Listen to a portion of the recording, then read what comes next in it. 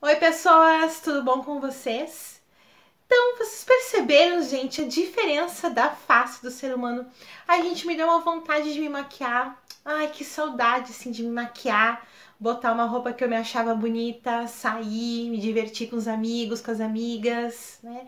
Aí, assim, pra matar um pouquinho a saudade, eu passei aqui, ó, uma chinelada na cara, né? Um brilho, uma coisa, pra me sentir linda. Pelo menos eu tô me achando. E o meu pai, quando vê o vídeo, também vai me achar linda. Então, eu vim contar pra vocês que uma das muitas coisas de Carol é o Diário de Anne Frank, que vocês ajudaram a escolher o tema do vídeo dessa semana. Eu coloquei lá no Instagram o Diário de Anne Frank ou Como Ser uma Parisiense em Qualquer Lugar do Mundo. Né? Gente, não se preocupem, porque a Parisiense vai aparecer aqui ainda, tá? Mas essa semana foi escolhido o Diário de Anne Frank, assim, ó, nossa! Então, eu estou aqui com ele em minhas mãos, o Diário de Anne Frank. Por que eu coloquei ele como uma das opções? Bom, começamos porque lá no Olindo, na escola que eu trabalho, o Diário de Anne Frank só perde pro Harry Potter. Né, gente? Todo mundo procura ler o Diário de Anne Frank, todo mundo comenta sobre esse livro. E ano passado, quando eu comecei o projeto do meu clube do livro no Olindo, o Diário de Anne Frank foi o primeiro livro a ser discutido pelo nosso clube do livro. Foi muito legal porque quando eu comecei a divulgar o Clube do Livro com o Diário de Anne Frank, nós tínhamos acho que 2 volumes na biblioteca. E eu pedi pelas redes sociais doações e eu tive grandes amigas incríveis que fizeram doações. A Bela doou o livro que ela tinha dela, lindíssima edição, nem como é que ela conseguiu se desapegar daquela edição linda. A Prof. Lu do Olindo também doou, e a minha grande amiga Pri também doou. 3 ou 4 volumes ela comprou e doou lá para nossa biblioteca. E depois de um tempo, a gente recebeu 150, talvez, não me lembro o número exato, 150 o Diário de Anne Frank, 150 volumes em formato de história em quadrinhos. Então não teve desculpa, os alunos tiveram acesso ao Diário de Anne Frank para poder ler e participar do nosso clube do livro. Foi muito bacana, foi um projeto que deu super certo. Infelizmente esse ano, né, por esse jeito assim diferente de aula, a gente não conseguiu continuar, mas assim que as aulas presenciais voltarem, que a nossa vida voltar ao normal ou voltar um pouco mais parecida como era antigamente, a gente vai retomar o nosso Clube do Livro, que foi um projeto muito bacana. Bom, mas vamos falar então da Anne Frank. Eu vou ler alguns pedacinhos aqui, tá, gente? Pra eu falar tudo direitinho, não errar nada. Ou errar e depois eu peço desculpas. Então é o seguinte, Anne Frank nasceu em 12 de junho de 1929. Ela morreu aprisionada no campo de concentração Bergen-Belsen 3 meses antes de completar 16 anos. E 1 mês antes desse campo de concentração ser libertado. Então, por 1 mês, ela não conseguiu aguentar, né? Ela morreu provavelmente de febre tifoide, que durante aquele inverno foi assim, tipo, uma doença que se alastrou, né? E ela provavelmente morreu de febre tifoide, ela e a irmã, tá? Eu destaquei alguns trechos do livro para ler para vocês e para trazer alguns questionamentos, algumas reflexões. E eu peço que vocês comentem aí, né, gente, também se vocês concordam com as minhas ideias, se vocês escutaram o trecho que eu li e não, mas eu pensei em outra coisa, né? Então lembrem de deixar o comentário de vocês aí, vocês que escolheram o assunto desse vídeo, gente. Eu quero ver engajamento então, hein? Então vamos a alguns trechos. O primeiro trecho que eu separei é do dia 20 de junho de 1942. Lembrando que a Anne Frank ganhou esse diário no dia 12 de junho de 1942, que foi o aniversário dela. Então, 8 dias depois de ganhar esse diário, ela escreveu o seguinte: mas também porque acho que mais tarde ninguém se interessará, nem mesmo eu, pelos pensamentos de uma garota de 13 anos. Por que eu destaquei esse trecho? Porque esse livro, gente, já vendeu, e agora deve ter vendido mais, 35 milhões de cópias, e ele foi traduzido em 70 línguas e publicado em mais de 60 países. Então, sim, Anne, todo mundo se interessou pelo teu diário e pelos teus pensamentos de 13 anos. No dia 21 de setembro de 42, ela conta que eles começaram a estudar francês, matemática, holandês. E uns ensinavam os outros dentro do esconderijo deles, né? Eles compraram livros didáticos e material escolar para que eles pudessem estudar e um ensinar o outro. Ah, então eu sei, sei lá, se alguém sabia holandês, ensinava lá, o outro sabia francês, ensinava aqui. Então me chamou a atenção a preocupação que eles tinham, mesmo escondidos, com essa tensão de sobreviver dentro daquele país que eles eram considerados inimigos, né? E que se eles fossem descobertos seria a morte, certeza que seria a morte, né? Eles mesmo com todo esse clima, eles estavam preocupados em estudar, né? Mesmo com privados de liberdade, de ar puro, de comida, de lazer, eles estavam preocupados em estudar e um ensinava o outro aquilo que sabia bem. Depois a gente tem, no dia 19 de novembro de 1942, eu anotei aqui que é a primeira reflexão séria que ela faz sobre o destino dos amigos e dos conhecidos dela. E ela, então, ela para e pensa, ué, mas o que será que aconteceu com fulano? O que será que aconteceu com a Beltrana? E parece até que ela tem uma leve culpa de ela estar se sentindo segura, ou ter pelo menos essa sensação de segurança dentro do esconderijo, e ela não saber o que aconteceu com os amigos. No dia 13 de janeiro de 1943, eu fiz a seguinte anotação.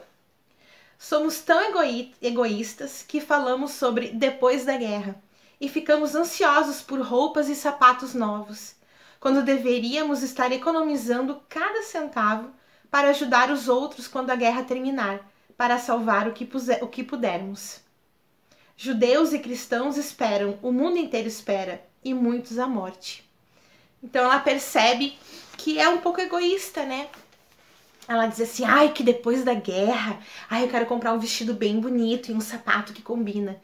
E ela percebe que de repente deveriam estar economizando para ajudar quem não tem nada depois da guerra, né? E que mesmo tanto não só os judeus, mas também os cristãos que estavam participando daquela guerra sabiam que o que esperava eles era a morte, né? No dia 18 de maio de 1943, ela diz o seguinte: todos os estudantes universitários precisam assinar uma declaração oficial dizendo que simpatizam com os alemães e aprovam a nova ordem. Qualquer estudante que se recuse a assinar será mandado a um campo de trabalho alemão. Então ela estava em Amsterdã e todos os estudantes universitários da Holanda tinham que assinar então esse termo, né, uma declaração oficial. Então era o governo obrigando os estudantes universitários a assinarem um documento oficial que simpatizavam com a nova ordem, né?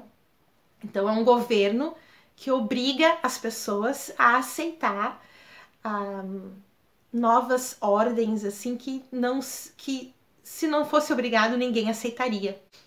Nesse mesmo dia, ela escreve uma frase, não que as outras não sejam importantes, né, gente? Mas essa frase é muito importante para o nosso momento de agora.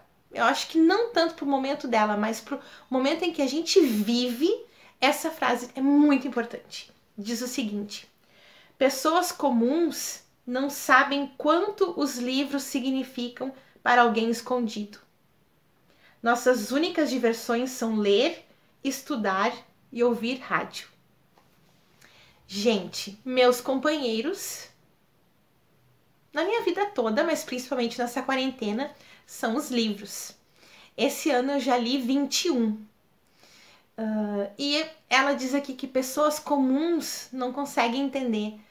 Eu não sei se são pessoas comuns, eu acho que são pessoas que ainda não descobriram a maravilhosidade da leitura e de um livro. E aqui, eles, presos nesse esconderijo, tentando salvar a vida deles, pelo menos por um período, só o que eles têm para fazer é ler e estudar e se informar ouvindo rádio, né? O que nós temos para fazer dentro das nossas casas durante a pandemia? Nossa, né, gente? A gente tem o mundo inteiro na nossa mão, no telefone, né, na internet. E será que a gente está usando de uma forma positiva? Será que a gente está usando assim pra gente ficar melhor, pra gente saber mais, pra gente conhecer mais? No dia 23 de julho de 1943, eles fazem desejos, eles contam os desejos que eles têm para quando eles estiverem livres. E os desejos deles é um banho quente de banheira, comer bolo, tomar café. Um deles quer rever a esposa, um deles quer visitar um amigo, movimentar-se e voltar à escola. Bolo e café a gente tem, né, gente, na quarentena, e banho quente. Mas eu também queria visitar um amigo, me movimentar e voltar à escola. Né? Vocês, meus alunos que estão aí assistindo esse vídeo, reclamavam, né? Ai, tem que acordar cedo. Ai, a aula é 7h15. Ai, passar a manhã inteira na escola. E agora a gente tá aqui, ó, dá um dedinho pra estar lá na escola, né? E o que eu acho muito legal, gente, e o que eu queria destacar para pessoas que estiverem próximos da idade da Anne Frank, que talvez estejam assistindo o meu vídeo, é como ela, com 13 anos, pensa muito nisso. Ela é muito preocupada em estudar, em ter conhecimento, em ler, a preocupação dela de voltar para a escola. E isso é muito bacana, uma jovem deixar isso registrado para a humanidade, né? Porque às vezes a gente pode ler uma ficção de uma adolescente que gosta muito da escola, é muito inteligente e muito consciente, mas aqui a gente está falando de um ser humano de verdade, que existiu de verdade durante um período tristíssimo do mundo, vivendo uma situação assim desumana, num esconderijo, que comia às vezes assim batata estragada, que era só o que eles tinham para comer. E ela tá preocupada em ir para a escola, tá preocupada em ler e aprender. Depois, no dia 29 de outubro de 1943, eu anotei só uma frasezinha que eu achei assim muito significativa, que me doeu muito no coração. Porque a gente tá falando de uma adolescente. E ela diz: "Me deixem sair para onde existem ar puro e risos." Achei isso tão triste, gente, porque adolescentes são uma alegria. Eu amo trabalhar no ensino médio, porque para mim adolescente é sinônimo de alegria. Às vezes eles são meio depressivos, às vezes são meio dramáticos, mas eles não conseguem esconder sempre a alegria que eles têm e aquela coisa assim da novidade, da vida, das coisas novas que a gente vai descobrindo na adolescência. E essa adolescente aqui tá privada dessas coisas, né? Ela tá privada de ar puro e de risos. Isso é tão triste, né, gente? Queria tanto que ela tivesse aguentado mais um mesinho. Dia 8 de novembro de 1943, ela diz assim: "Como você pode ver, estou atualmente no meio de uma depressão. Realmente não poderia dizer o que a provocou." E eu escrevi assim: "Como assim? Como assim que ela não sabe dizer o que provocou a depressão dela? Ela tá já há mais de um ano dentro de um esconderijo com um monte de adulto, ela tendo umas crises típicas de adolescente, os adultos sendo típicos adultos com o adolescente, enchendo o saco dela também, presa, com medo da guerra, com medo de morrer, com medo de ser descoberta, mas ela não sabe o que provocou a depressão dela." Talvez ela não tenha percebido que aquela situação que ela estava era depressiva, porque aquela situação que ela estava salvando a vida dela. Depois do dia 8 de novembro, nós temos o dia 6 de janeiro de 1944. Eu anotei aqui, não é uma parte não é um trecho do livro, fui eu que anotei essa informação. Ela conta das curiosidades sexuais que tinha e da situação em que foi dormir na casa da amiga Jack. Ela quis pegar nos seios da amiga, a amiga não deixou, mas as duas se beijaram. Eu achei ela incrível ela colocar isso no diário dela em 1944. Se hoje, em 2020, se tem tanta dificuldade de falar sobre orientações sexuais, de falar sobre experimentações sexuais, se tem tanta dificuldade de entender que educação sexual não é ensinar uma criança a fazer sexo, é explicar para ela que o corpinho dela é dela, ela não pode deixar ninguém passar limites. Achei interessantíssimo que em 1944 uma menina escrevesse sobre isso, sobre essa experimentação de beijar uma amiga dela que ela se permitiu ter. Não ter vergonha de escrever sobre isso. Até porque não é vergonha nenhuma, tá, gente? Pelo amor de Deus. Dia 15 de janeiro de 1944. Se eu morar aqui durante muito mais tempo, vou me transformar num pé de feijão velho e seco. E, na verdade, eu só quero ser uma adolescente. De novo, né, gente? Ela tem... Aqui ela já tá com 14 anos. Ela só quer ser uma adolescente. Né?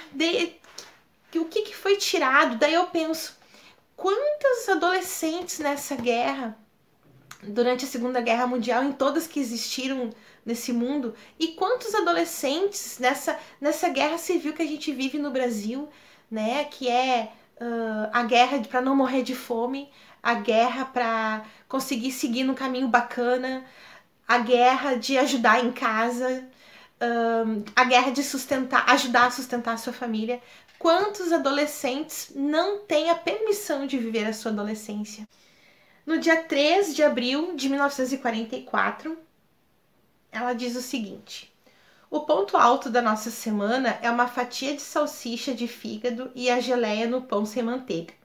Mas ainda estamos vivos. E na maior parte do tempo, isso também tem um gosto bom. Não consigo me imaginar vivendo como mamãe, a senhora Van Damme e todas as mulheres que fazem o seu trabalho e depois são esquecidas. Preciso ter alguma coisa além de um marido e de filhos aos quais me dedicar. Quero continuar vivendo depois da morte. Ai, gente, quase choro. Primeiro que, quando ela diz que, e na maior parte do tempo, isso também tem um gosto bom, que saber que tá vivo também tem um gosto bom. E o outro trecho em que ela fala que ela não conseguiria viver só pro marido e se dedicando só pros filhos, que ela quer continuar vivendo depois da morte. E achei um pensamento muito feminista para uma menina de 14 anos vivendo nessa situação que ela tá vivendo. E eu queria tanto poder dizer para ela, Anne Frank, tu vive depois da tua morte até hoje conosco, né? E por último, dia 15 de julho de 1944, a gente tem o seguinte: numa época assim, fica tudo difícil. Ideais, sonhos e esperanças crescem em nós. E depois são esmagados pela dura realidade. Mas me agarro a eles porque ainda acredito, a despeito de tudo, que no fundo as pessoas são boas. Então, gente, nesse trecho, apesar de tudo que essa menina passou, ela ainda acha que as pessoas são boas. Que inveja dela. Porque, olha, depois dessa semana, eu tô duvidando, né? Nós vimos aí uma situação de uma menina de 10 anos e que foi violentada, e toda a situação que aconteceu em volta dessa menina. Eu não sei se as pessoas são boas, mas eu vou lembrar da Anne Frank, de tudo que ela significou, de tudo que esse diário dela significa até hoje, não só na literatura, mas também acredito que para muitos adolescentes que passam por sentimentos que eu não conheci na minha adolescência, ou por pessoas sobreviventes da situação que ela não conseguiu sobreviver, o que significa esse registro, né, da vida dela para as pessoas que passaram e passam por guerras e situações que parecem guerras, né? Vocês desculpem que eu me emocionei um pouquinho, mas essa semana eu já chorei tanto, gente, que eu chorar aqui no meu vídeo na frente de vocês não tem problema nenhum, que foi um choreiro essa semana. Eu espero que vocês tenham gostado dos trechos que eu destaquei para contar para vocês sobre o Diário de Anne Frank. Espero que vocês não tenham pensado aí que as minhas ideias são um pouco babaquinhas e que sou meio dramática aqui chorando, mas eu acho muito emocionante, gente. O que significa o diário de uma adolescente de 14 anos para a história do mundo. E quantas pessoas escreveram aí, quando eu fiz a votação, escreveram: ai, eu adorei esse livro é meu livro preferido. A primeira vez que eu li esse livro eu tinha 14 anos, já faz muito tempo. E perceber que ele é de fato universal. Não interessa a idade da pessoa, não interessa a época em que essa pessoa vai ler o livro, ele vai fazer sentido, né? E infelizmente as partes ruins, as coisas ruins que as pessoas fazem nesse livro estão muito parecidas com o nosso momento. E é por isso que a gente tem que ler, pra gente comparar e dizer assim, não, isso aqui tá muito errado, a gente não pode repetir. Então, deixem o like de vocês, riam só um pouquinho aí do meu fiasquinho de ter chorado e até mais ler.